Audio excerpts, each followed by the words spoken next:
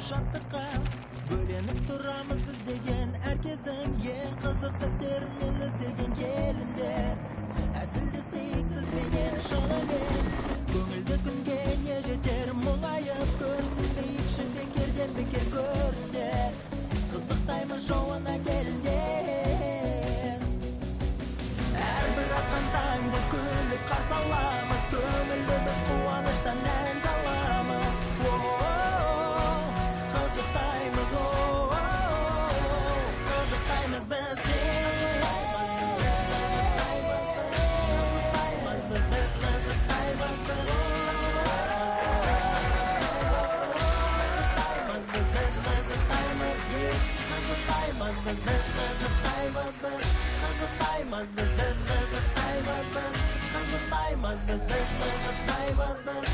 қызықтаймыз қызықтаймыз біз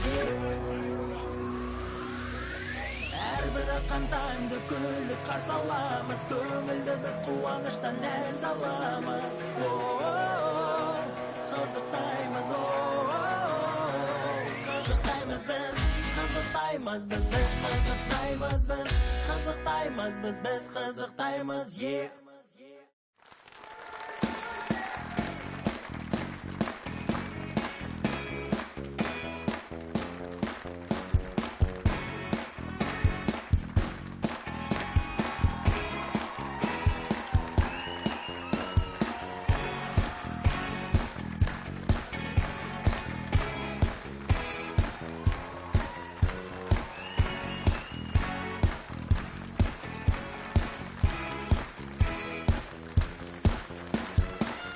Плей место. Қойдық. Құрметті телекөрермендер, сіздермен бірге қызықтаймыз бағдарламасы.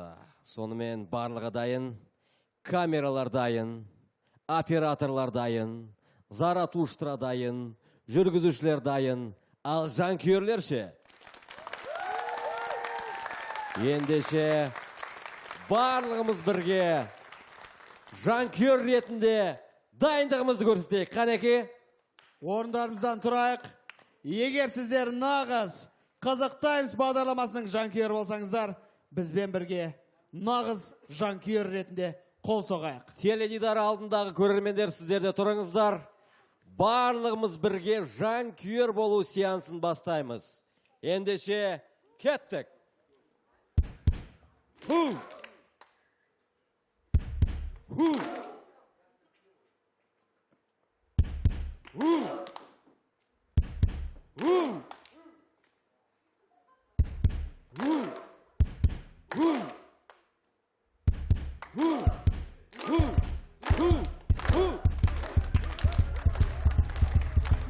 Қошеметтерді біз бастаймыз, құрметті достар! Ендеше көтеріңкі көңіл-күй марафоны өз жұмысын бастайды. Сіздермен бірге қызықтаймыз. Көңілді шоу, қызықтаймыз!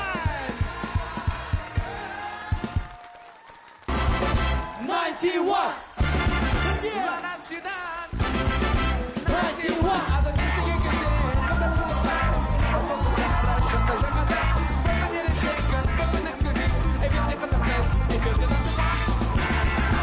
Сотқы сататын хейтерлар жүреді. Көп о жақта хейтерлар. Сотқы сататын зеленый жақта жүреді. Біз 1,5 жыл бойы. Бұна әрбір хейтердің адресін біледі екен. Сондықтан сақ болыңыздар, хейтерлар. Хейтерлар, байқап жүріңдер. қалай қарайсың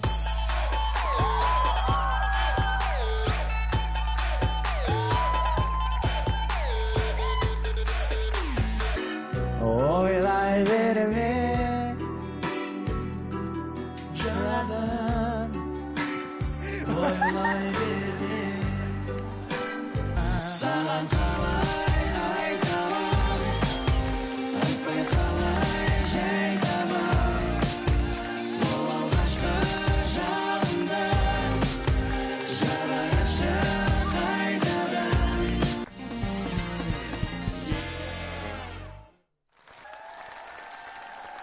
Құрметті телекөрермендер, бүгінгі эфирден кейін, менің ойымша қызықтаймыз жанкүйерлердің арасында бізге ренжігендері болар, бізді керісінше қолдайтындар болып, екіге бөлініп кетуі мүмкін.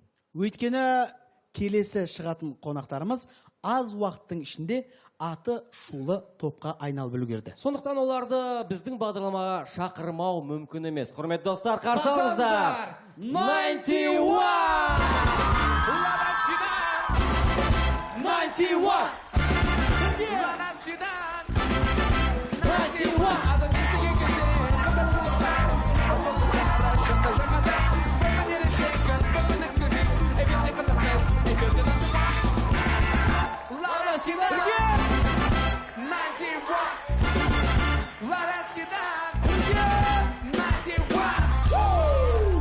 Қошеметтеріңіз қаттырақ 91 тобы Қызық Таймс бағдарламасының 91 Қызық Таймс және көтеріңкі көңіл күй сіздермен бірге 91. Қош келдіңіздер, жігіттер. Қош көрдік. Қалай келдіңіздер, көңіл күй қалай? Сіздер біздің бағдарлама дайынсыздар ма, жоқ па? Дәл қазір тексеріп көрейік, Тексеріп көрейік. Оны қалай тексереміз? Эмоцияларыңызды тексеріп көрейік. Қалай? Әрине, эмоцияны немен білдіреміз біз әдетте? 21 ғасырда техника дамығаннан кейін Смайликтермен. Дұрыс айтады. Ендеше шағын тест бағдарлама басталмай тұрып, смайликтерді алып келіңіздер. Ендеше смайликтер қолдарыңызда. Айта кететін нәрсе, бұл жай смайликтер емес, бұл сиқырлы смайликтер. Сондықтан сіздердің шынайы көңілдеріңізді көрсететін смайликтер. Дәл қазір сіздерге белгілі бір сұрақтарды қоямыз. Сіздер осы смайликпен жауап бересіздер. Ең маңыздысы, жігіттер бұл смайликтердің қандай мағына беретінін көріп тұрған жоқ. Сондықтан әрбір жауаптан кейін смайликті ауыстырып келесісін көрсететін боласыздар. Келістік қоя? Ендеше алғашқы сұрақ. Біздің Қызық Таймс бағдарламасына қандай көңіл күймен келдіңіздер? Кеттік.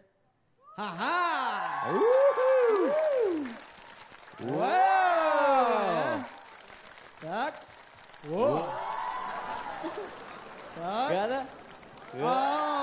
Және Эйзи.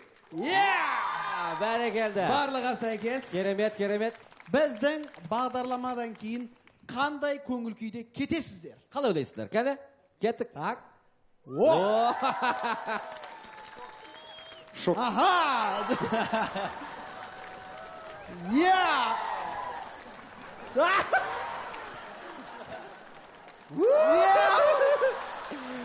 Жалғастырамыз.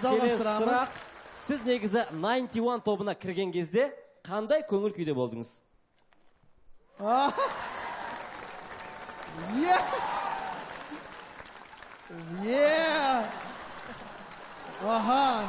Және Эйзи.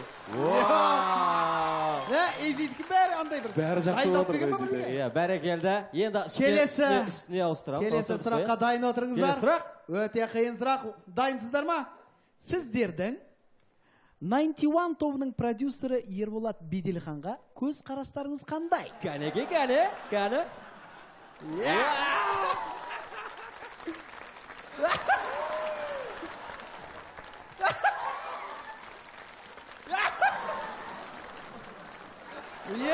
Бәрі жақсы. Негізі Ерболат көп нәрсені білмейтін сияқты. Бұл топтың сырлары көп сияқты. Дегенмен келесі сұрақ. Сіздерде біз білуімше интернет тілімен айтқанда хейтерларыңыз бар, иә? Хейтерларға көз қарастарыңыз қандай?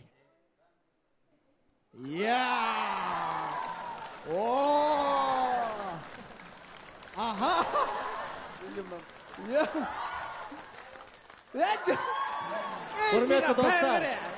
Қанды бар ма, жоқ па? Құрметті достар, айта кететін нәрсе, бұл таза кездейсоқтық. Бағана бағдарламаның басында мына смайликтердің бәрін араластырып жүрген, сондықтан да кездейсоқтық болса да шындық бар сияқты. Жақсы келе жатыр. Хейтерлерге көзқарастарыңызды білдірдіңіздер. Енді өздеріңіздің жанкүйерлер, Иглздарға көзқарастарыңыз қандай?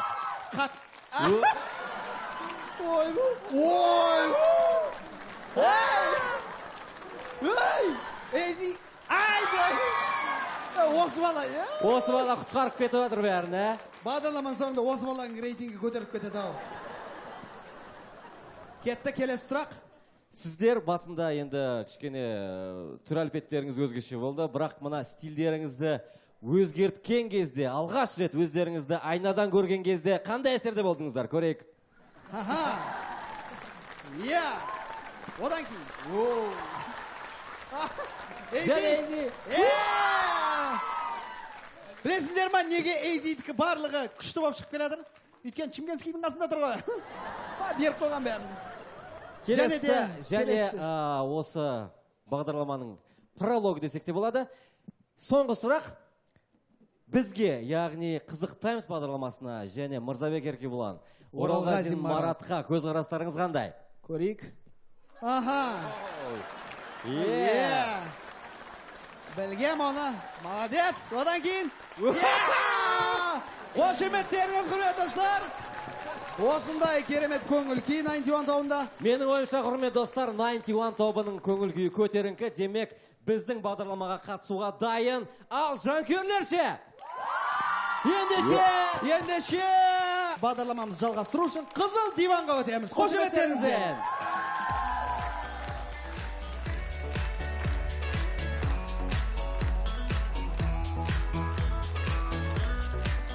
Бізбен бірге 91 тобы, қошеметтеріңіз. Біз Қызыл дивандамыз, демек сұхбатымызға көшсек болады. Негізі, мінеке, 91 тобы елімізде атышулы топқа айналғанына біраз болды. Біреудің көзқарасы нашар болар, бірақ көбінесе көрерменнің көзқарасы оң деп ойлаймын. Дегенмен біздің бағдарламадан кейін, құрметті телекөрермендер, сіздердің көпшілігіңіз көзқарастарыңызды, ойларыңызды өзгертеді деген сенімдеміз. Не болса да тәуекелде бастайық, Ендеше тағы бір рет танысып кетейік, құрметті достар. Жігіттердің аттары бар, бірақ дегенмен жанкүйерлердің арасында лақап-атпен белгілі. Ол әрине баған ауысып кеттіңдер, ұмытып қалдым аттарыңды. Эйс. Мен білем. Эйс. Бала. Әлем. Азы. Зақ. Зық кеткізетін. Зақ. Енді, құрметті достар, жалпы қалайсыздар? Көңіл күйдеріңіз қалай? Не жаңалықтарыңыз бар? Немен бізді таң қалдырасыз? Қандай өзгерістер бар? Немесе қандай бір орында қалып қоюлар бар? Айта беріңіздер. Бізде тек өсу, шүкір. Бәрі айбат? Көңіл күй айбат. Біз қазір не істеп жатырмыз біз? Біз альбом жазып жатырмыз. Біз қазір альбом жазып жатырмыз. Содан клип түсіруге дайындалып жатырмыз. Содан жаңадан би, жаңадан әндер, жаңадан хореография басқа заттар болып жатыр. Үйге барып тамақ ішіп қайту керек, одан кейін бар. Содан үйге барып тамақ ішіп қайту керек еді. Кішкене көңіл. Баняға түспегелі біраз болып еді. Шашыңды басқа түске бояй салу керек еді. Парик істетіп. Шашта өзгеріс болады жақында. Басты өзгеріс ол шашта. Негізі, енді көптеген көрермендерге 91 тобы нәзік көрінер, бір қарағанда, бірақ дегенмен араларында менің білуімше спортсмен жігіттер бар, Кім? Араларыңызда кім? Эйзи деген жігіт, мінеке, бокстан КМС, қошеметтеріңіз, бұл шындық. Рас па, өтірік па? Рас. Кәдімгідей бокстан. Жоқ. PlayStation-дегі бокс емес, кәдімгі өмірдегі. PlayStation-дегі кім айтсыздар? Жоқ, шынымен. Нағыз боксшының жауабы ғой. Кличконың бауырығы. Негізі шынымен бокспен айналысқаныз қанша жыл айналыстыңыз? 7 жыл. Неге 7 жыл бокспен айналысып, бірден болмаса да, неге өнер жолын таңдап кеттіңіз? Спорт жолын? Оған дейін айтып жүрген бар рэпті. Рэпті оқып жүріп, мен айналысып жүрдім. Сонымен құрметті комментарий жазушы ханымдар мен мырзалар, байқаңыздар, біздің Эйзи боксшы. Тағы араларыңызда спортпен айналысатындар бар ма? Біз футбол ойнаймыз. Сіздер таза PlayStation. Жоқ. Кәдімгі футбол. Сосын теннис бар, настольный. Жаңа көрермендердің арасында біреу дзюдо деп айқайлап қалды. Мен. Батырхан Сіз қанша жыл айналыстыңыз? Көп емес. Көп емес. 2 күн десей. Көп емес. Жоқ, біраз айналыстым дзюдомен, бірақ енді қатты КМС-тік деп айта алмай. Айналыстым. Бәрекелді. Демек, Енді қазіргі таңда 91 тобына көзқарастар әртүрлі, кейбіреулер ашуланып бір нәрсе деп қалуы мүмкін. Сол кезде сондай жағдайлар болды ма сіздерде жалпы? Қақтығысып қалу дейтін әртүрлі болады ғой адамдар. Көшеде болсын. Сол кезде сіз өздеріңіздің Былайша айтқанда хейтерлармен кездесулер болды ма? Сол кезде өздеріңіздің осы үйренген әдістеріңізді қолданған кездер болды ма? Шындықты айта салайық па? 91 тобына айналғаннан кейін. Мен ойымша ерегісіп жатқан кезде бала шығады, бергел, паразам, ейзи, давай дейтін сияқты. Біз негізі ең басында құрылмай жатып саяхатта тұрғанбыз. Саяхатта? Иә, саяхатта тұрдық. Барша қазақстандықтар, саяхат дегеніміз Алматы қаласындағы бір аудандардың бірі, көшелер. Сол жерде небір хейтерлар жүреді. Өте көп. Хейтерлардың түр-түрі жүреді. Түр-түрі. Спартикмен жүрген хейтер, джинсовкмен жүрген хейтер, сотка сататын хейтерлар жүреді. Көп о жақта хейтерлар. Сотка сататындар зеленый жақта жүреді. Біз 1,5 жыл бойы Бұна әрбір хейтердің адресін біледі екен. Сондықтан сақ болыңыздар, хейтерлар. Хейтерлар, байқап жүріңдер. 1,5 жыл бойы негізі сол саяхаттың айналасында тұрған болатынбыз, Татарканың бер жағында. Татарка деген. Ол да Алматының бір Татарлар тұратын ауданы. жер емес. Алматының бір ауданы. Ол жерде мен тұрған баяғыда. Сол екен ғой көшіп кеткенің. 91 сояқта тұрған соң көшіп кеттім. Сол сояқта тұрғасын енді хейтерлермен кездесулер болып тұрды. Сөйтіп жүріп қой міне.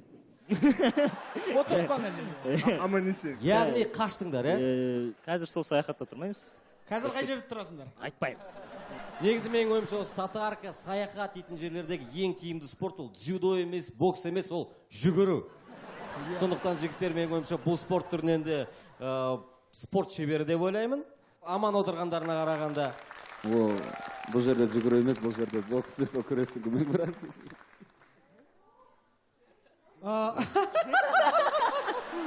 Шабақтарыңызды жалғастырамыз. Жүгіру емес, бұл жерде бокс пен күрес деймін.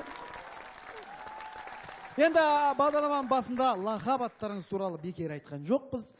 Жалпы сіздердің фантазияларыңызға жүгінетін болсақ, біздің эстрадамыздағы кейбір әншілердің лақап аттары қандай болуы мүмкін? Қазір біз сіздерге эстрадамыздағы жұлдыздардың атын айтатын боламыз. Сіздер лақап аттарын келтіресіздер. Одан кейін біз сіздерге өзіміздің нұсқамызды айтамыз. Бірінші, кеттік. Асхат Тарғын.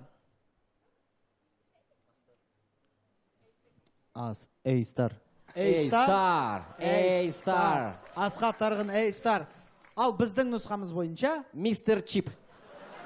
Мистер Чип. Келесі. Солай жақсы. Келесі. Зәттібек. Зак болса. Зәт. Біздің ойымша Зәттібек болса, еркек деп қой керек. Бірақ зәт лучше. Кеттік, келесі. Нұрлан Еспанов. Шаш. Мистер Шаш. Мистер Шаш. Немесе біздің нұсқамыз бойынша Party Maker. Шейкер. Келесі Сейфуллин Жолбарыс. Tiger. Тайгер. Бүркіт. Енді Eagle. Және Нұржан Керменбаев. Қапқарашқан аударасаңдар. Мистер Блэк. Мистер Блэкстар. Немесе Нипнига. Нипнига. Қапқарашқа. Нипнига. Бәрекелді, мен ойымша қызықты аттар, иә? Бұндай лақап аттарды қолдануға болады. Естеріңізге сақтап жүріңіздер, бәлкім естіп қалар, мүмкін болашақта осы аттарды қолданып қалар. Біздің жұлдыздар. Ендеше келесі сұраққа көшейік. Біздің білуімізше 91 тобы гастрольдік сапармен бүкіл Қазақстанды аралап жүр, иә?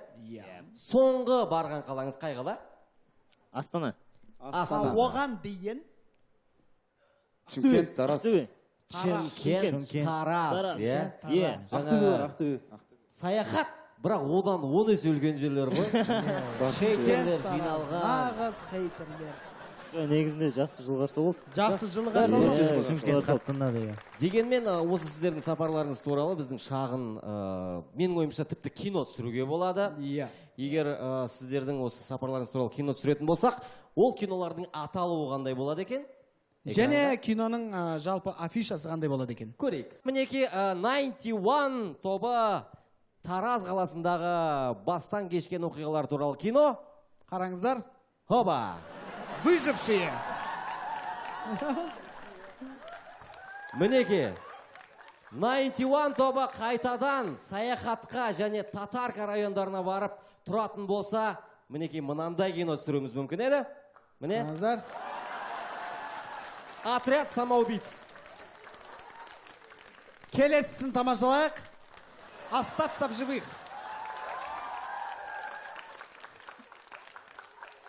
Және тағы бір киноның нұсқасы, бұл енді ужас десек те болады. Пункт назначения. Және де соңғы нұсқасы, жалпы мына киноны 91 тобымен хейтерлардың кездесу туралы деуге болады. Чужой против хищника. Бәрекелді құрметті достар. Қошеметтеріңіз. Мінеке осындай керемет нұсқалар, әрмен қарай жалғастырақ.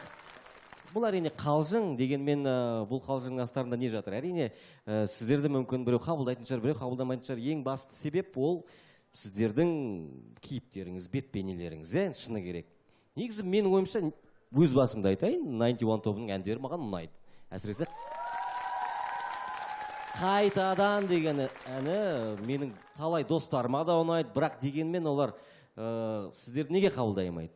Өйткені сіздердің бет-бейнелеріңіз кішкене стандартқа сай емес. Сондықтан мүмкін көпшіліктің назарында осындай бір екі түрлі көзқараста. Мүмкін кейбіреулер бұндай жаңа стильге әзірше дайын емес шығар. Бірақ дегенмен сіздердің ойынша бұл жаңа стиль, бір жаңалық ашып жатырмыз деп ойлап жатсыздар, Ал біздің көрермендер болса, ойбай алғашқы рет көріп тұрғандай болып тұр да? Иә. Бірақ дегенмен сіздердің мына жасап жатқан дүниелеріңіз Қазақстанда 90 жылдардың өзінде болған.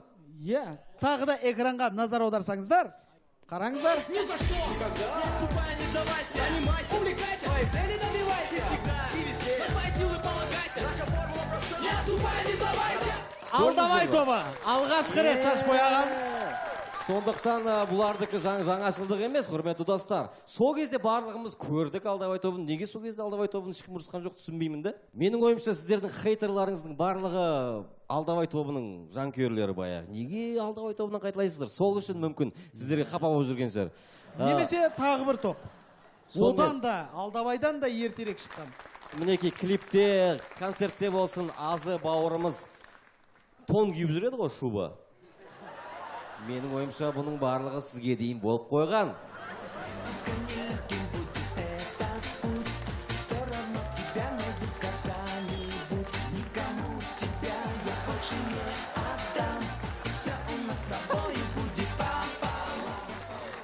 Бәрекелді, мінеке Бублики тобы.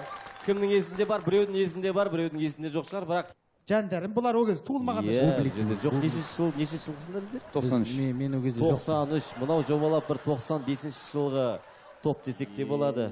Мен жоқпын. Мінеке 95 жылы осындай стиль болған елімізде. Құрметті достар, шабалақтап қойыңыздар. Құрметті хейтерлер, сіздер де ренжімеңіздер. Менің ойымша еш жаңалшылдығы жоқ бұның, және еш ренжитін еш нәрсесі жоқ, Қошеметтеріңіз. Неке, құрметті көрермендер, құрметті 91 тобы. Біз сіздерге мына көненің топтарын бекер көрсеткен жоқпыз. 91 тобы мүмкін осы топтардан үлгі алып, өздерінің стильдерін құраған шығар. Бірақ дегенмен ең бастысы қазіргі таңда жаңа топтар пайда болуда. Бір-бірінен үлгі алып. Дәл қазір сіздердің үлгілеріңіз бойынша Қазақстанның түкпір-түкпірінде түрлі топтар пайда болып жатыр. Сол топтардың арасында Қызық Таймс сахнасына келген керемет бір топ бар. Ол топтың аты 91 емес. Ол топтың аты 99. Яғни 99. Бір шариктері жетпейді. Сахнада премьера, құрметті достар. 99. Қарсаңыздар. Ай-яу-яу-яу-яу. Естілмейді, қайда Естілмейді, қайда? Қошеметтеріңіз, кәне! 99 тобы біздің ең ешкім көрмеген, ешкім білмейтін ауылдан шыққан. Иә. Қалай айтасың? Иә. Сонымен, жігіттер, сіздер бізге не алып келдіңіздер? Қандай трек алып келдіңіздер? Йо, жаңа трек өзіміз жас шығарған. Өздеріңіз жазып шығардыңдар ма? Өздеріңіз шығарған. Өзіміз шығарған, басқа ешкім істеген жоқ. Бұны ешқашан, еш жерде ешкім қайталамаған. Алматыда біреу ұрлап алған дейді, Алматыда соны. Онда орындап беріңіздер. Кеттік. Сахнада 99. 99, Естілмейді, кеттік. қайдастар? Сұраш, қаладағы ауыл балаларының санына ешкім жауап бермейді. Себебі шексіздік есептелмейді. Көзіңді аш осы бір сәтте, ойыңды білсең қазір бізге. Жаңа ғана автобустан түстік бізде, бірақ күтіп алған жоқ бізді жан күйерлер. Саған қалай айталар, аяғымыз майдабар, сол үшін де әскерге бара алмадық қайтадан. Саған қалай айталар, ұят болды қайтадан. Ақша керек қайтуға, отвечаю қайтарам. Қалдырма мені далада, асықтық біз қалаға. Қарызға берші, айтпа бермен деп сайталар военком. Арадағы бар жаралар ұлғайтады.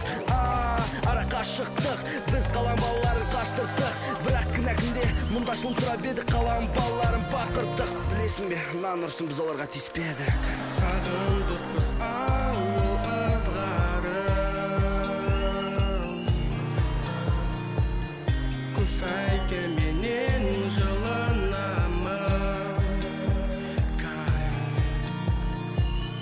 Ауылға біздермен баратын қыздар бар ма? Келін қылып бірден аламыз, алаңдама. Біз ауылдың балдары, бағалайтын қыздарды. Барып қайтсем ауылға, туған жұртын сағынды. Ауыл деген жақсы ғой, жасыл жайлау сиыр қой. Қымыз шұбар ірімшік, күнде жиын, күнде той. Қаладан жабықтым, мен жалықтым. Ауылды сағынып қалыптым, іште жанып тұрым, жүр тоқтатшы мені. Қалада қалғым келмейді менің, себебі қалада таза ауа жоқ. Ал біздің ауылда таза ауа көп. Қалада қалмаймын, городской болмаймын, ауылға қайтамын тұншықтым. Қалай мен айталам, осының бәрін айтпай қалай мен жай табам. Өзіміз ғой кінәлі, себебі біз май табам. Саған қалай айталам, айтпай қалай жай табам. Өзіміз ғой кінәлі, себебі біз май табам. Саған қалай айталам, айтпай қалай жай табам. Өзіміз ғой кінәлі, себебі біз май табам. Көзіңді аш осы бір сәтте. 99 тобы қошеметтеріңіз.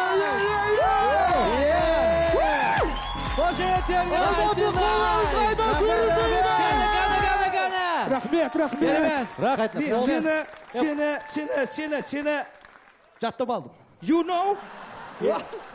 Кім ең Қайтыңыз, арық қайтыңыз. 99 тобы мүшесі? Мынау 99 емес, 99 дегенде бұның салмағын айтып тұр негізі. Мысалыға 91 тобы 5-еу. Сіздер неге 4-еусіздер? Мынау жек қойды біреусін. Түсінікті.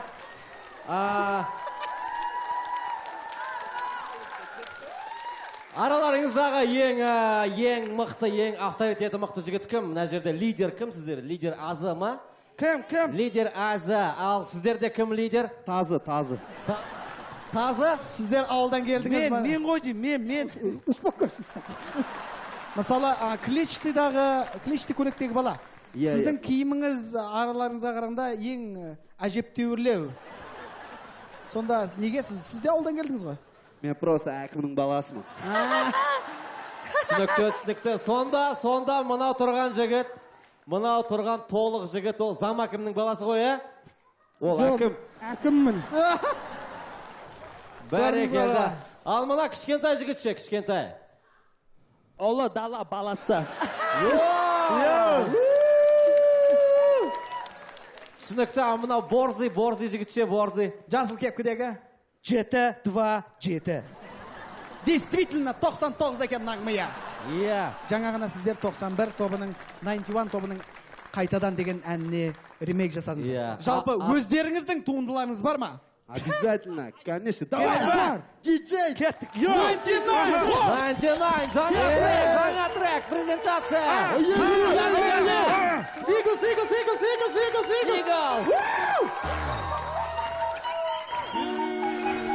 Салам алейкум дим, қазғартаны жим, қалтама қарасам, қалмапты бір тиын. Нар сөз қиын, қанағаттандыра алмағандықтарыңыздан.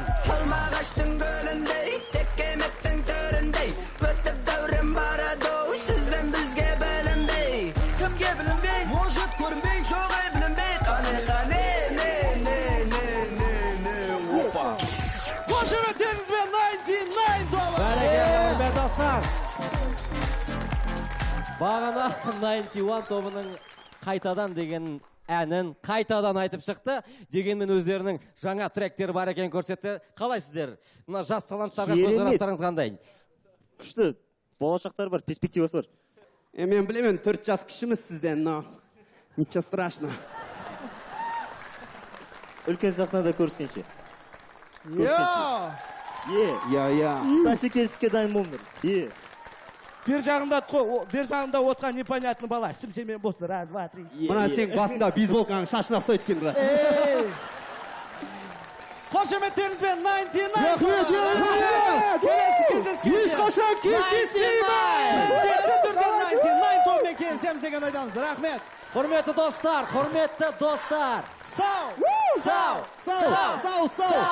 Сау. Құрметті достар, мына жігіттердің түрлерін жаттап алыңыздар. 99 тобы. Бұдан бұлай 91 тобы қай жерде жүрсе, бұлар да сол жерде жүреді. 91 тобының тікелей бәсекелестері 99 тобы. Біз олармен әлі жолығамыз, достар. Жаттап алыңыздар, көшеде көрсеңіздер, әбден бышын шығарып ұра беріңіздер. Иә. Ал біздің 91 тобымен сұхбатымыз әрмен қарай жалғасады. Қошеметтеріңізбен.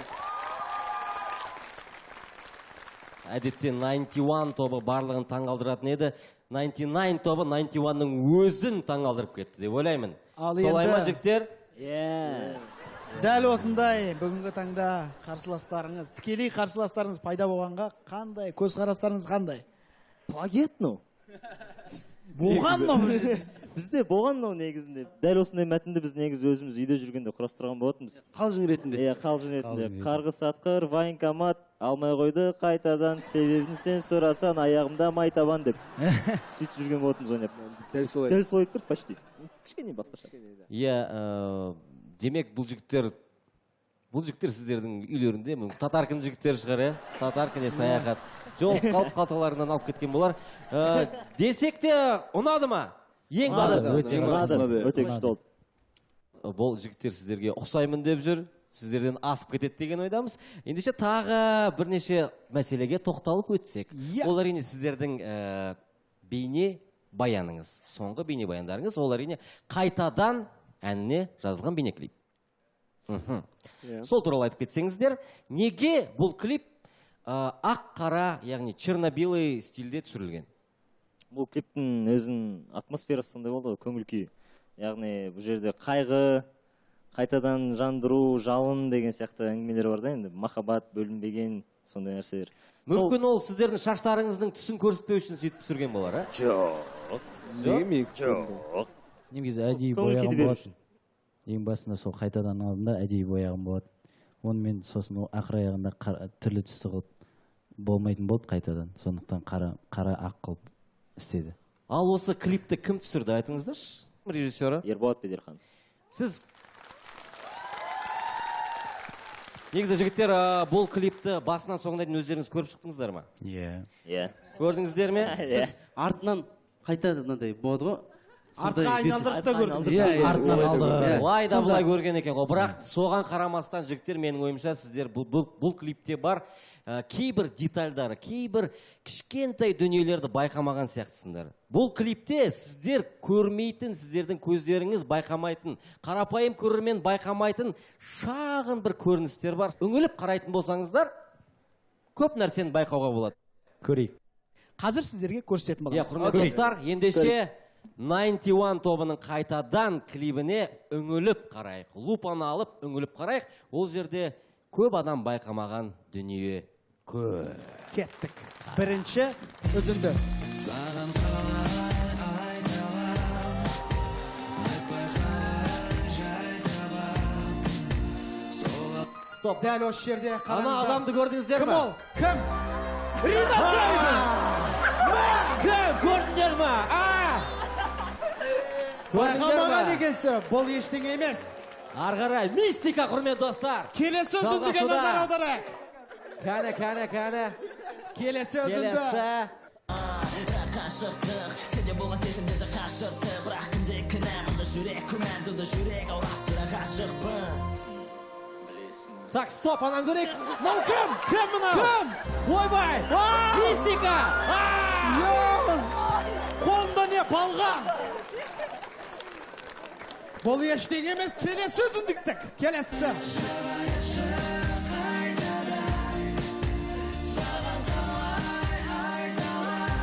Тоқта, анау кім? Анау кім? Кім анау? Кім? Кім? Қараңдар. Кім ол? Кім? Қайтадан сол! Бұл жолы арамен кеп тұр. Ол ештеңе емес, келесіне назар аударайық.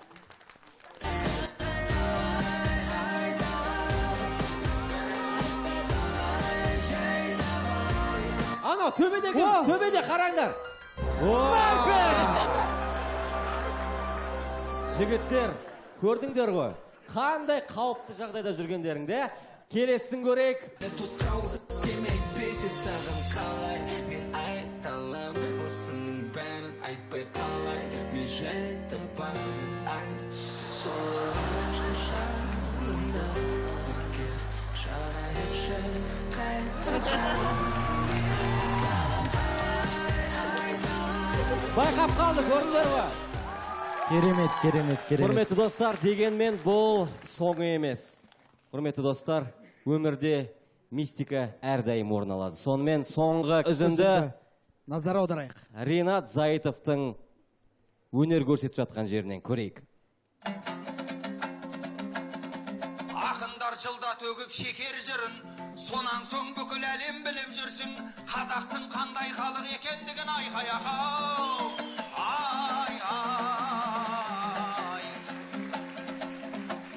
Мінекей қараңдар. Кім? Кім? Кім ол? Кім ол? Өздерің бастаған екенсіңдер ғой. Қошеметтеріңіз достар. достар. Әрине, бұның барлығы қалжың, әзіл, Қалай дегенмен... қалжың? Қалай қалжың? Қалжың деп ұра берсейші. Ринат, досымызды, бауырымызды қатты сыйлаймыз. Қандай көзқараста болмаса да біздің оған көзқарасымыз оң. Дегенмен араларыңда осындай шағын кикілжің болған барлығына белгілі, сондықтан әзіл ретінде осындай ролик жасаған болатынбыз. Керемет. Жалпы түсінген адам түсінеді деп ойлаймын. Біздің ниетіміз осындай кейбір кикілжіңдер әзілмен шешілсін. Не дегенмен ең басты сіздерге Ринат досымыздың ренжіген тұсы ол сіздердің бет бейнелеріңіз, түрлеріңіз, Былайша шаштарыңыз. айтқанда стильдеріңіз. Иә, мен ойымша әнге еш претензия жоқ, тек қана сіздердің бет бейнелеріңіз дегенмен бұл мен ойымша жастықтың еншісі шығар. Бірер уақыттан соң мен ойымша жігіттер сабасына түсіп, Жасы 30-ға келгеннен кейін 30 Иә. жастағы сары қызыл шаштағы жігіттер болатын шығар деген ойдамыз. иә, кім біледі, енді оны өздеріңіз көресіздер. 30-ға келген соң бәлкім көп нәрсе өзгеретін шығар. Дегенмен, мінекей, осы процесті тездетіп көрейік, шағын фантазия жігіттер. Біздің Шағын фантазия. Сіздердің стильдеріңізге кішігірім өзгерту. Иә, мінекей сіздердің араларыңда бала деген жігіт, кәне? Қошеметтеріңіз. Ең жас қатысушы, 91 тобының. Бала. Мен ойымша балаға кішкене ер жетіп, ер ретінде, еркек, үлкен брутальный жігіт ретінде жүрген жарасатын сияқты бірер уақыттан соң, иә? 5 жылдан кейін бала қандай болады екен? Қанеге көрейік. Одан кейін тағы 5 жылдан кейін? Қалай, мынандай стиль қалай? Болмай ма? Болмай ма? Мұрт жараспайды екен маған. Мынандай ше? Оба. Былай болады сияқты. Тағы қандай вариант бар? Опа. Мінеке, мынандай нұсқа қалай? Мұртты алып тастап, сақалды қалдырған ғой. Мұртты алып тастап, саған қалдырайық, кәнекей? Бәрекелді. Осылай дұрыс сияқты. Мынандай түрше, мынандай. Мінеке, мына стиль маған ұнап тұр негізі. Көптеген қазақстандықтарға ұнайтын сияқты, жағатын сияқты. Бәріне жағады. Осы стильде қалдырған дұрыс деп ойлаймын. Бәрекелді. Сіздерге қатысты айтылған тағы бір сөз бар, ол қанатты сөз болып кетті десек те болады. Иә, мысалы, бір кісі айтты, атын айтпай қойын, Ринат деген, мен мысалы әкемнің әскерде болған суретімен мақтанам деді. Сендер бала шағаларыңа не көрсетесіңдер деді. Сондықтан Қызық Таймс бағдарламасы барлық мәселені шешіп береді деп ойлаймын. Дәл қазір сіздерге әскери альбомның арнайы суреті, бала шағаңызға арнайы көрсететін суретті тарту өтпекшіміз. Мінеке. Балдарыңызға кәдімгідей бардым, дет болдым деп мақтан Балаға дембел. Сондықтан мына суретті алып кетіп, сақтап бір 20-10 жылдан кейін өздеріңіздің есейген балаларыңызға да көрсете аласыздар. Рахмет. Қошеметтеріңіз.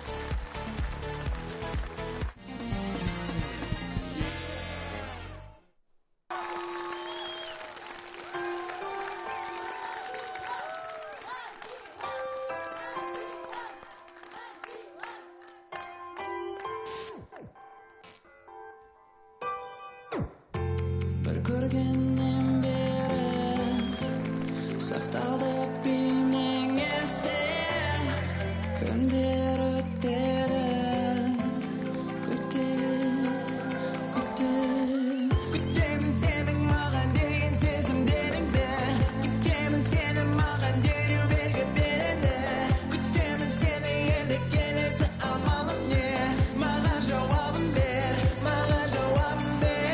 танып жүрегім, кеудем өртенуде, мен аттанып жүремін сенің әлеміңе. Қарашы бері, сезімге еніп, орашы мені, жүрегім сені таңдады, күтуге тағы қалмады, армандап тағырманады кел, өзіме сені тартамын мен. Қалай қарайсың?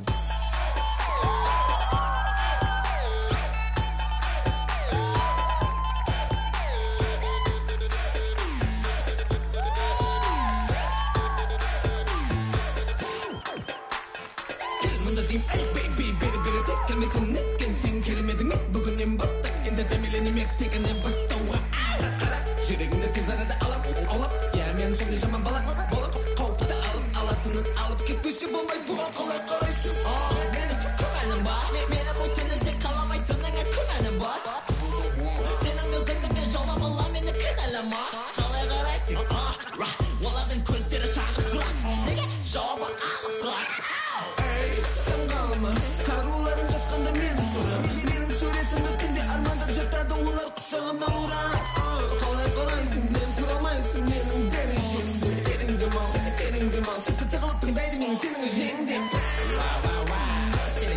деген болады еңгелап лаулауда ойында сенің ойыңды оп оңай оқығаның баурауда сенің иісің мұрныма тиісіп мені өзіңе байлауда бері тербеле мен шыдай алмай айыптысы мені тапталып жүрегім кеудем өртенуде тапталып жүремін сенің әлеміңе қарашы бері сезімге орашы мені тапталып жүрегім кеудем өртенуде мен тапталып жүремін сенің әлеміңе қарашы бері сезімге еніп орашы мені жүрегім сені бағады күтуге тағы қалады армандап баянады өзіме сені тартамын мен қалай қарайсың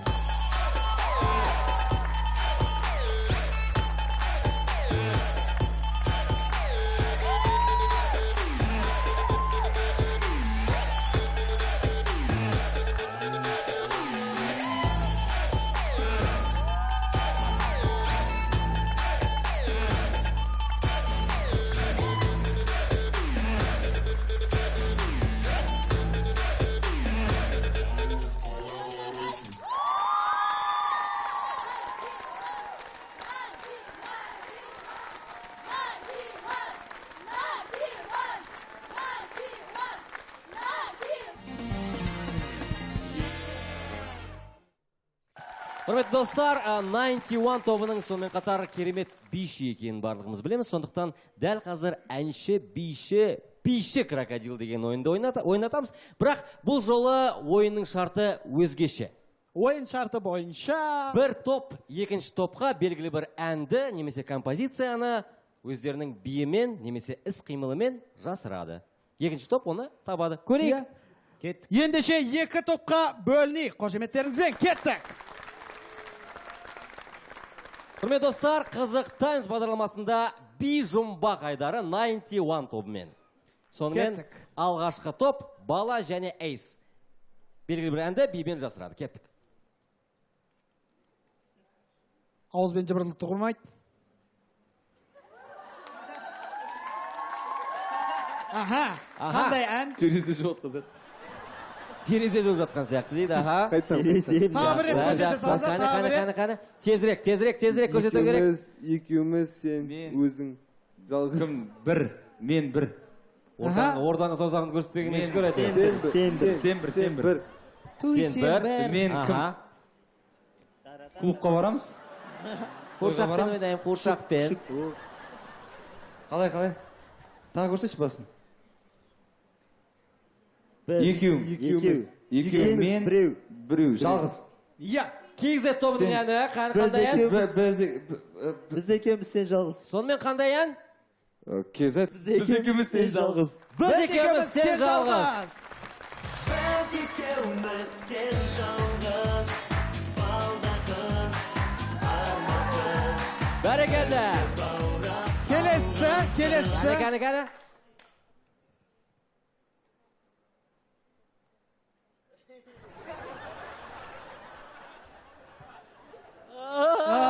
Екеуің аяққа шығып кетіп әңгімелесіп қайтсыңдаршы. Кеттік.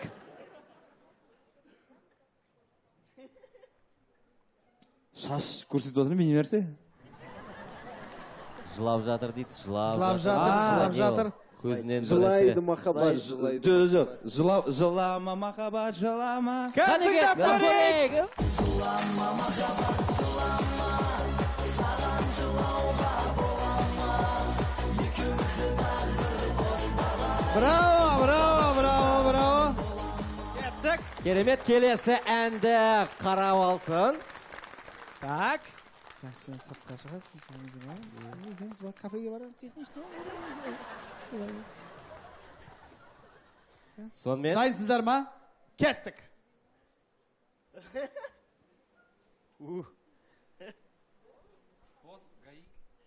Позгай. Ой, мына соң не болып кетті? Милиция. А? Сен Аха. нарушать етпе. Кәне. Тағы бір рет. Басан. Тағы бір рет, кәне. Карате. Кән. кірпіш Мен біреу қарап отыр. Немене? Қыз. қыздың артынан Қыз, уақыт. Уақыт жоқ. Сен Уақыт. Ай-ай-ай. Уақыт кешігу жігіттер, кешігу. Біреу уәде берген. Кешікпей келем деп ең, мен тұрмын елің. Тыңдап көрейік сіздер, билеп көрсетесіздер. Қараймын, сен жоқсың арайлым. Тыңдап көрейік Қанеке.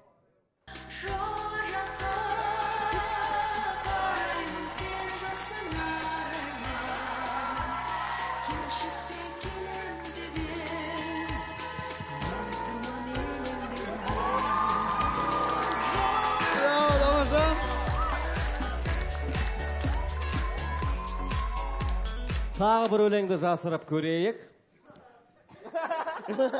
Кәні? Нормально общайтесь. Если нормально не общаетесь, я ухожу из группы. Все, кеттік. Сонымен жігіттер тағы бір әнді жасырмақ. Бастайық көрейік. сәби жылайды болмайды қыз шаш байлайды шаш байлайды түрін өзгертеді бантик Ақ бантик. Балауса қыз едің бір кезде, шашыңа ақ бантик ендеше тыңдап көрейік сіздер, билеп көрсетіңіздер. Балауса қыз едің бір кезде, шашыңа ақ бантик байлаған, өзгеріп кетіпсің бұл күнде, көркіге көз тастап ойлана. Не деген?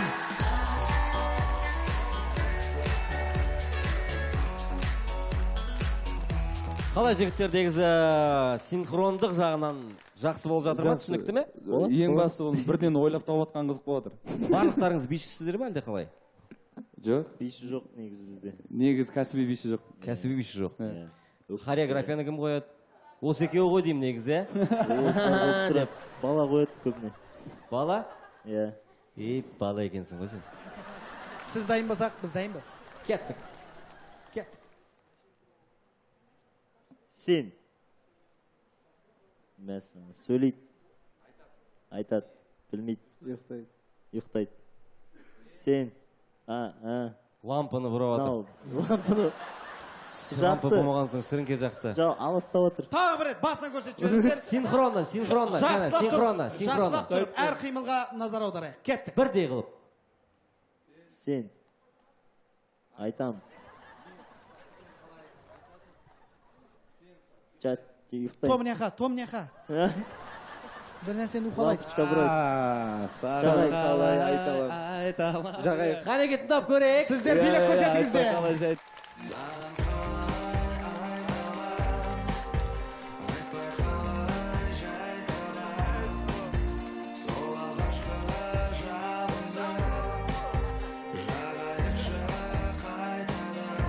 Бәрі келді. Қошеметтеріңіз Бала және Эйс. Ал енді топтар орын ауысамыз. Барлық жұмбақты тапты, негізі жігіттер. Қошеметтеріңіз тапқан жігіттерге, көрсеткен жігіттерге.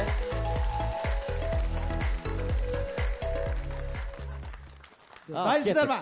Кеттік, ал. Кеттік. Кел жаныма, кел сөйлеп, шейк, аспанға қарап шайық. Келші, құшақтайым, келші, жапшы аузыңды сөйлеші. Кәді өз-өзіме әңгімелесіп отыр ғой. Келші, құшақта жапшы аузыңды қол тартында. Өзінің проблемаларын айтып кетті. Қайта істеңдерші, қайта. Кән, тағы бір рет. Кел жаныма, кел сөйле. Иә. Жүрек ішіп атым. Жүректен. Валерьянка ішіп атыр. Вертолет ұстап атыр.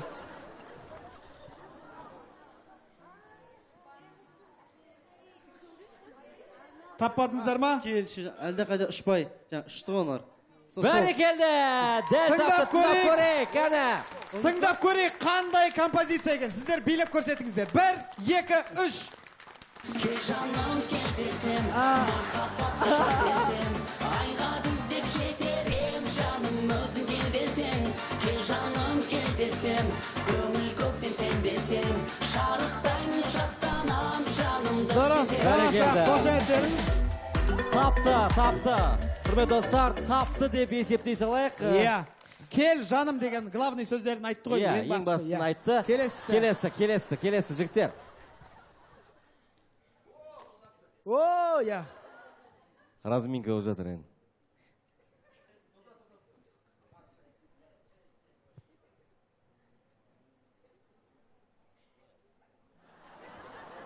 Аспанға қараймын, жұлдыз танаймын. Тыңдап көрейік, 1, 2, 3, билеп көрсетіңіздер. Аспанға қараймын, жұлдызды санаймын, сол жұлдыздың ішінде сен жоқсың араймын. Бізде мынаны алып Бәрекелді. Байқадыңыздар ма? Плагиат. Сол жұлдыздың ішінде деген ішті бұлай көрсеткенін айтса бұлар не деген фантазия. Үстіден қарап тұру жұлдыздан. Жарайды. Мінекей. Келесі Ал, мынау. бейжұмбақ. Дір. 1, 2, 3.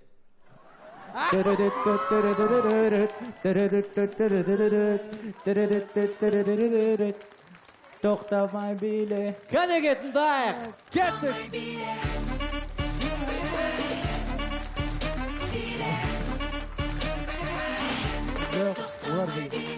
Келесі бейжұмбақ. Еркебұлан.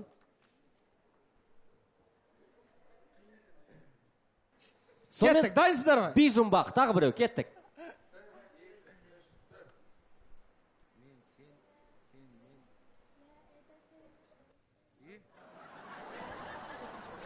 Я это ты это я, и никого не надо. Тыңдап көрейік, кәне. Билеп көрсетіңіздер.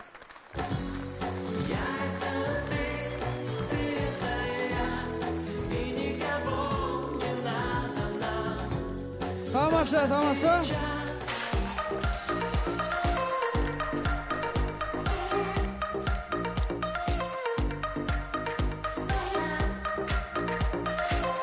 Кеттік.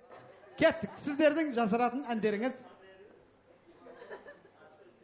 Кеттік. Ойландым. Жоқ. Мен. Ойландым. Жоқ. Қасыма. Ойландым. Жоқ. Мен. Ойландым. Жоқ. Қасыма. Ойландым. Байқап отырсыздар ма? Ой. Қалай? Атып тастадым. Балғамен қағып тастады. Ой. Орап тастадым. Қалай? Айтып жатыр. Олай істеме дейді мысалға. Ринат Ғайсиннің әні. Ойлай берме. Ойлай берме. Қанекей, тыңдап көрейік, әні. Ойлай берме. Мені. Ойлай берме. Жаным. Ойлай берме. Мені. Ойлай берме. Бәрекелді. Керемет. Тамаша. Ал енді. Жаным керемет болды енді, жаным.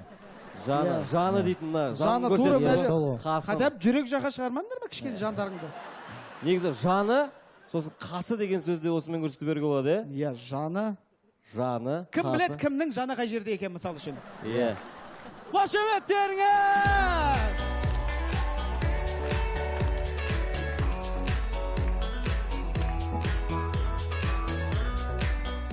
Құрметті достар, қызықтаймыз бағдарламасының қонақтары 91 тобы. Рахмет сіздерге келгендеріңіз үшін. Дегенмен бүгін ерекше алғысымызды қызықтаймыз бағдарламасы және Еркебұлан Мырзабек, Оралғазин Марат, сіздердің жанкүйерлеріңізге білдіргіміз келіп отыр. Ол Eagles. Рахмет сіздерге. Сондықтан шағын тосын сыйлық ретінде сіздерге жанкүйерлеріңізбен өздеріңіздің сүйікті әндеріңіздің шағын бір шумағын ғана бірге айтып шықсаңыздар. Иә, бірге бастап кете берейік. Саған қалай айталам, айтпай қалай жай табам, сол алғашқы жалынды жағайықшы қайтадан. Саған қалай айталам, айтпай қалай жай табам, сол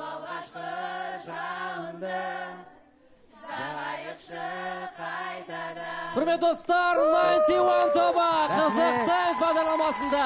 Қарсы алыңыздар!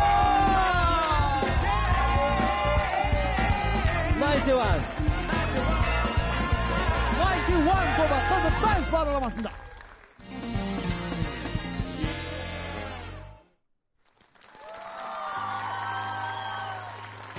Сұраш, sana деген сезімдерімнің өлшемін ешкім жауап бермейді. Себебі шексіздік есептелмейді. Көзіңді жұм осы бір сәтте, ештеңеге ойыңды бөлме. Екі жүрегінсіз қалсын лүпілімен, айырылып қалатындаймын бір күнімен. Саған қалай айталам, айтпай қалай жай табам, сол алғашқы жалында жағайықшы қайтадан. Саған қалай айталам, айтпай қалай жай табам, сол алғашқы жалында жағайықшы қайтадан. Қалдырма мені сөнген сезімді қайта өзгер, менімен қайта айтпа қиын деп сайтан ауыр махаббат арадағы бір жараларды ол қайтады. Қашықтық сенде болған сезімдерді қашықты, бірақ кімде кінә, мұнда жүрек күмәнді, жүрек ауырады, сірә ғашықпын. Суынған жүректің ызғары өз жүрегімен жылытамын. Ал сен жанымда бол жай ғана, алаңдама. Менің әлемімде ешкім жоқ, өзің ғана. Саған қалай айталам, айтпай қалай жай табам, сол алғашқы жалында жарайықшы қайтадан. Саған қалай айталам, айтпай қалай жай табам, сол алғашқы жалында жарайықшы қайтадан. Жүрегім жабық, тым мен жалықтым, сөйлесін сыйлашы жарықтың, іштей жанып тұрмын, түш тоқтатшы мені, өртеніп барады жаным. Ауыр маған аламын демді сенен, осы шақта жүре өткенге сенем. Бұрынғы қателік біткен мәселе, тосқауыл істемей бесе. Саған қалай мен айталам, осының бәрін айтпай қалай мен жай табам. Айт, сол алғашқы жалында бірге жағайықшы қайтадан. Өтінемін саған қалай айталам, осының бәрін айтпай қалай жай табам, сол алғашқы жалында жарайықшы қайтадан. Саған қалай айталам, осының бәрін айтпай қалай жай табам, сол алғашқы жалында жарайықшы қайтадан. Көзіңді жұм осы бір сәтте.